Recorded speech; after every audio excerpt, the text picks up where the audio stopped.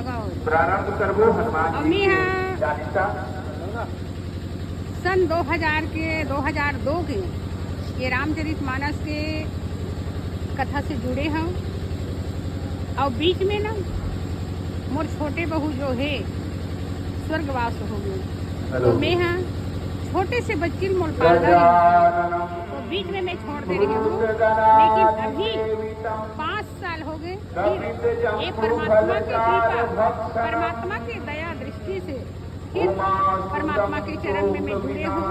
तो अभी जय भवानी महिला मानस मंडली ग्राम कुर्रा से भी हूँ, और कोई बुलाते तो फिर भी जाता हूँ। अभी राधा कृष्ण महिला मानस मंडली ग्राम कुर्रा वाली है, उन्होंने प्रेरित करी थी कि मामी आप मन टीका बोलते हो तो जाओ, और जा करके वहाँ गुरुदेव मन के वाणी और बाबा जी के वाणी बढ़िया सुंदर से सुनूँ, तो आप मन बढ़िया ज्ञान मिली। तो धन्य है आज मोर जीवन।